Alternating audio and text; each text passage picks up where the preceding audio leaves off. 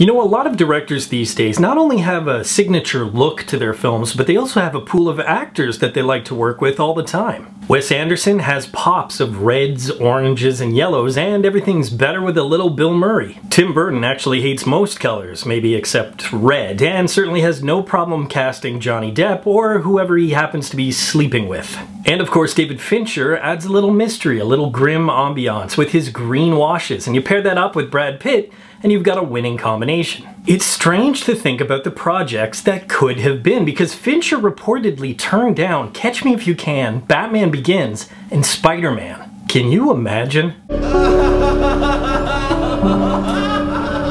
Still better than Amazing Spider-Man 2.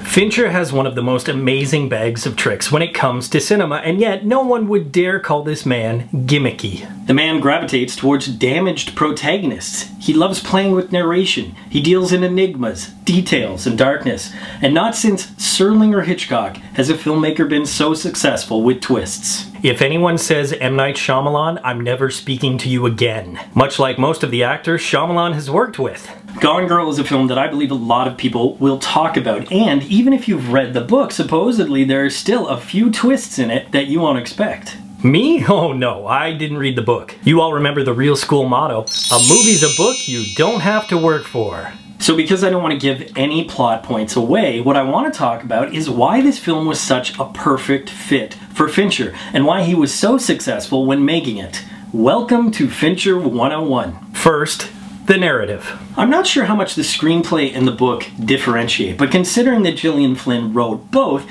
it's safe to say that the narrative stays the same in the story, as is who tells the story. Fincher is no stranger from a character narrating in the film. Morgan Freeman's Somerset in Seven, the aptly named narrator in Fight Club, and of course Benjamin Button all tell their own stories. Hell, he often even has the characters breaking the fourth wall and talking directly to the audience like Fight Club or House of Cards. Gone Girl is only slightly different. The narration actually changes halfway through the film, and while some storytellers and filmmakers would find that difficult, Fincher and Flynn pull it off beautifully. As a result, it adds some real intrigue, as each perspective is just a different piece to this mysterious puzzle. Of course, if the characters in the first place weren't all that interesting, then you wouldn't become invested, and you wouldn't care what they have to say. Flynn and Fincher create a real rhythm when it comes to how much information is revealed and when, and Fincher specifically meticulously plans this perfectly, and the way he shoots it makes you focus on every little detail. Speaking of little details,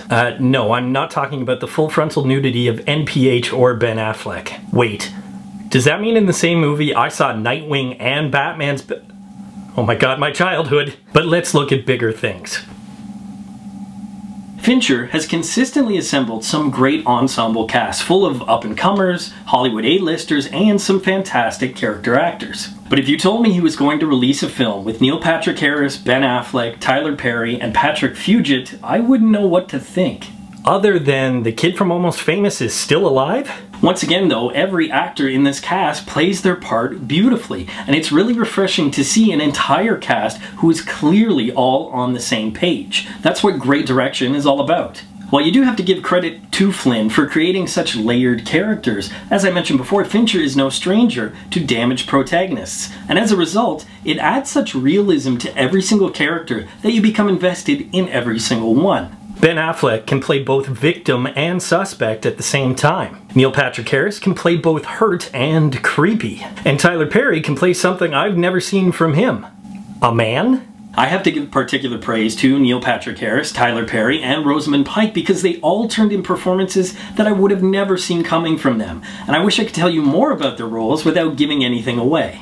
Instead, I'll only talk about Perry. Tyler's character, Tanner Bolt, a defense attorney, could have gone the way of a slimy, Johnny Cochran-esque character, but not once did I find myself hating him. Perry, and the writer, never went the easy route, and because of that, the character was realistic. The entire ensemble, throughout all the plot twists, throughout all the little changes that their character has, portrayed all their roles so convincingly, it only added to what was already an amazing and intriguing story. That is why the entire cast of Gone Girl is this episode's For the Win.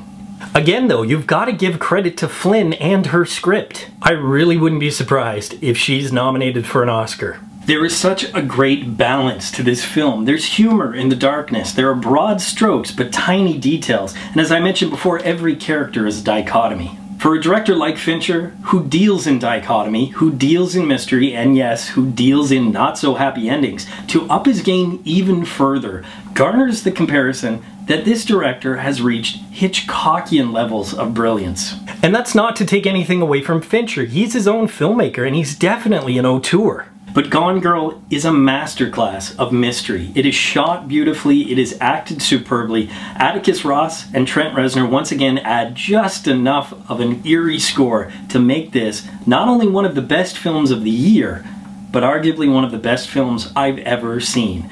There's no mystery how I feel, it's an earn it.